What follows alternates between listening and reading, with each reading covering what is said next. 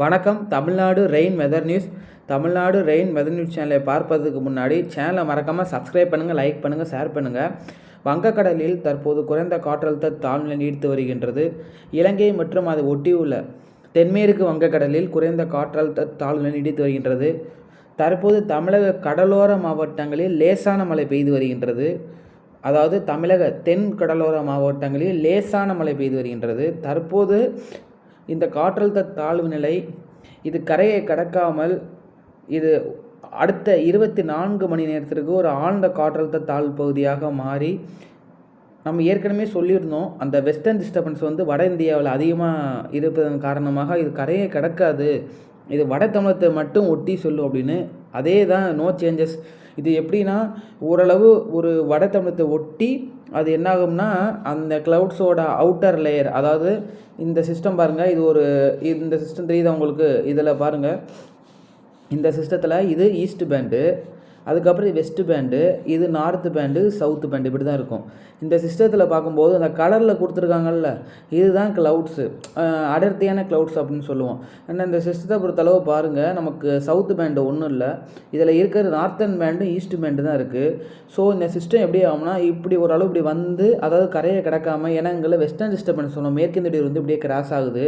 நான் நேற்றே சொன்னேன், எவ்வளோ பெரிய மேற்கிந்திய இடையூறு இருந்தாலும் இந்த சிஸ்டத்தை அது புல் பண்ணிடும் அப்படி மேலேன்னு. இது என்னாகும் அப்படின்னா, இந்த பேண்ட் இருக்குல்ல, இந்த நார்த்தன் பேண்ட் என்னாகும்னா இது இப்படி மேலே போக ஆரம்பிக்கும். அப்போ இந்த நார்த்தன் பேண்ட் மேலே போச்சு அப்படின்னா இதில் பவர் இருக்காது, ஏன்னா இன்னும் கொஞ்சம் வலுவிழக்கும். அது இப்படியே பெண்டாகி இப்படியே அந்த நடுப்பகுதி இந்த சுழற்சி இப்படி பெண்டாகி இப்படி போகும். அப்போ இந்த பேண்டும் போயிடும், இந்த இதுவும் போயிடும். அப்படி போகும்போது என்னாகும் அப்படின்னா, இது இப்படி போகும்போது என்னாகும், இப்படி சுற்ற தானே செய்யும், சுற்றிட்டு தானே இப்படியே போகும்போது ஆன்டி கிளாக் வைஸில் இந்த பேண்டு இப்படி உள்ளப்படும்.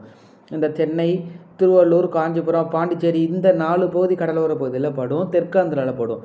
அப்போ இந்த பேண்டு படும்போது இந்த இடத்துல லேசான மிதமான மழைக்கான வாய்ப்பு இருக்குது. அதாவது நாளை மற்றும் நாளை மறுநாள் ஆகிய தேதிகளில் லேசான மிதமான மழை வாய்ப்பு இருக்குது. இதனுடைய இந்த ஈரப்பதமான பேண்ட் அடர்த்தியான மேற்கூட்டங்கள் என்னாகும்னா, இது ஃபுல்லாகவே இப்படி பரவி இருக்கும்.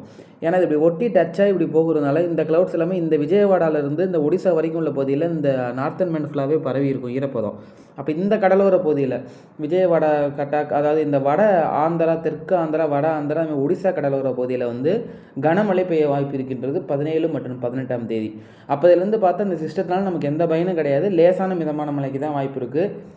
அவ்வப்போது இது இன்னும் கொஞ்சம் எவ்வளோ நெருக்கத்துக்கு வருதோ, நெருங்கி வரும்போது ஓரளவு கனமழை இருக்கும். ஆனால் ரொம்ப பெரிய லெவலில் மழை எதிர்பார்க்க முடியாது, அதிகபட்சம் மிதமான மழை தான் எதிர்பார்க்க முடியும். ஏன்னா நிச்சயமாக நமக்கு டைம் இல்லை, ஏன்னா நாளைக்கே கிட்டத்தட்ட நமக்கு நெருங்கிடும், 24 ஹவர்ஸ் தான் இருக்குது. ஸோ 24 ஹவர்ஸில் மோஸ்ட்லி சேஞ்ச் ஆக வாய்ப்பு கிடையாது. அதனால் இது இப்படி வெஸ்டர்ன் டிஸ்டர்பன்ஸ் கண்டிப்பாக இந்த டிஸ்டத்துக்கு இந்த தாழ்நிலைக்கு இடையூறு இருப்பதன் காரணமாக நிச்சயமாக அது நம்ம அருகே கிட்ட அது அந்த பக்கம் போய் இந்த ப்ரிப்ரேஷன் எல்லாம் வட ஆந்திரா, தெற்காந்திரா பகுதியில் கொடுத்துரும். அப்போ இந்த சிஸ்டத்தினால எந்த பயனும் இல்லை. அதை நான் உங்களுக்கு ஓட்டி விட்டு காமிக்கிறேன், பார்த்தாலே தெரியும். நீங்கள் இதை பாருங்கள். ஃபஸ்ட்டு எங்கே இருக்குது, 17ஆம் தேதி, அப்புறம் 18ஆம் தேதி பாருங்கள். அதாவது பாருங்கள், இந்த சென்னை கிட்ட நெருக்கி அதை பார்த்தீங்களா, அது எங்கே போகுது பாருங்கள், அந்த க்ளவுட்ஸ் ஃபுல்லாக எங்கே இருக்குது பார்த்தீங்களா, எவ்வளோ தூரம் பரவி இருக்குது பாருங்கள்.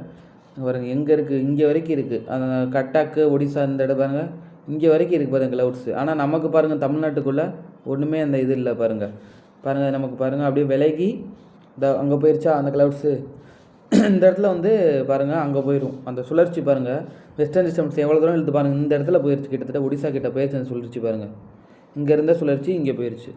இன்னொன்று என்னென்னா, இந்த நமக்கு ஏற்கனவே அந்த அரேபியன் சீயில் நமக்கு ரெயின் கொடுத்து, இப்போ 2 டேஸ்க்கு முன்னாடி நம்ம கல்ஃப் மன்னாரில் இருந்து திருநெல்வேலி, தென்காசியில் நல்ல மழை கொடுத்து அந்த க்ளவுட்ஸ் ரிட்டர்ன் வர மாதிரி மறுபடியும் அந்த சிஸ்டம் கல்ஃப் மன்னாரில், அதாவது பாருங்கள், ஏன்னா காரணம் இது ஒடிசா நோக்கி போகும்போது அரேபியன் சீ விண்டை இழுக்கணும். இப்போ அரேபியன் சீயில் ஆல்ரெடி ஒரு சுழற்சி இருக்குது, அந்த சுழற்சி என்ன பண்ணுன்னா மறுபடியும் ரிட்டன் இலங்கையை நோக்கி இழுக்கிறது. இது ரொம்ப ரேர் தான், ஏன்னா போன சிஸ்டம் திருப்பி ரிட்டர்ன் ஆகாது. ஆனால் இந்த சுழற்சி பாருங்கள் அரேபியன் சீ இழுக்கிறதுனால ஆல்ரெடி ஒரு சுழற்சி இந்த இடத்துல இருந்துச்சு பாருங்கள். அதாவது இந்த தெரியுது உங்களுக்கு, இந்த இடத்துல இருக்கா ஒரு சுழற்சி இருக்கா, ரொம்ப நாள் அது மழையை கொடுத்த சுழற்சி. நமக்கு தென்காசி, திருநெல்வேலி, தூத்துக்குடிலாம் அதீத மழை கொடுத்துச்சு ஒரு 2 டேஸ்க்கு முன்னாடி. அந்த சுழற்சி ரிட்டர்ன் வர மாதிரி காமிச்சிருக்காங்க மறுபடியும். ஏன்னா அரேபியன் சீ விண்டை இந்த சுழற்சி ஒடிசா கிட்ட இருக்கிறது போகிறது அரேபியன் சீ விண்டை இழுக்கிறதுனால அது மேற்கொண்டு புல் பண்ணிவிடுது அப்படின்னு. எது எப்படியோ அதை பொறுத்திருந்து பார்ப்போம், இந்த சுழற்சியோட நடவடிக்கையை பார்ப்போம். அது இந்த சுழற்சி ரிட்டர்ன் ஒரு வேளை வந்துச்சுன்னா அது எப்படி மழை வாய்ப்பு இருக்குங்கிறத நான் சொல்கிறேன். 12 ஹவர்ஸில் அடுத்த பதிவில் நான் கண்டிப்பாக தெரிவிக்கிறேன். இப்போதைக்கு சென்னை, திருவள்ளூர், காஞ்சிபுரம், பாண்டிச்சேரி இந்த பகுதியில் லேசான மிதமான மழைக்கு வாய்ப்பு. ஒரு சில இடங்களில் அவ்வப்போது கனமழை இருக்கும். 17 மற்றும் 18 மற்றும் 19ஆம் தேதி அந்த 17, 18 நம்ம மையம் எடுத்துக்கலாம். ஸோ இன்றைக்கி ஈவினிங் கொஞ்சம் மிதமான மழை இருக்கும். நாளை கழிச்சு மிதமான மழை இருக்கும். சில இடங்களில் கனமழை இருக்கும். அவ்வளோதான். இதுதான் இப்போதைய கணிப்பு. ஒவ்வொரு விதமான மாடல்ஸ் ஒவ்வொரு கணிப்பு தெரிஞ்சிருக்காங்க. ஏன்னா பாருங்கள், இதெல்லாமே இந்த கோடாக இருக்குது தெரியுது உங்களுக்கு, க்ரீன் கலர் எல்லாமே பாருங்கள், எல்லாமே பெண்டாகி எங்கே போகுது பாருங்கள், ஒடிசா நோக்கி அங்கிட்டு போகிற மாதிரி தான் காமிச்சிருக்காங்க ஒவ்வொரு மாடல். ஸோ ஜிஎஃப்எஸ் மாடல் பாருங்கள், அது நம்ம அருகே விலகி செல்வது மாதிரி தான் காமிச்சிருக்காங்க. இதில் வந்து பார்த்திங்கன்னா இந்த என்சபிள்னு சொல்லுவோம், அதை ஜிஎஃப்எஸ் இது மட்டும்தான் தெற்காந்திர ஒட்டி காமிச்சிருக்காங்க, நெருக்கி வர மாதிரி. ஸோ மோஸ்ட்லி பெரிய லெவலில் சேஞ்ச் இல்லை. அந்த குளோபல் மாடலும் சரி, என்சபிள் மெம்பரும் சரி, அது நம்ம அருகே விலகி செல்கிற மாதிரி தான் காமிச்சிருக்காங்க. சரி பார்ப்போம். அடுத்த கட்ட பதிவு நான் போடுறேன். அடுத்த கட்ட பாதை மற்றும் என்னங்கிறத நான் சொல்கிறேன். நன்றி, வணக்கம். சேனலை மறக்காமல் சப்ஸ்கிரைப் பண்ணுங்கள், லைக் பண்ணுங்கள், ஷேர் பண்ணுங்கள். மாலை மற்றொரு வாழ்க்கையில் சந்திப்போம்.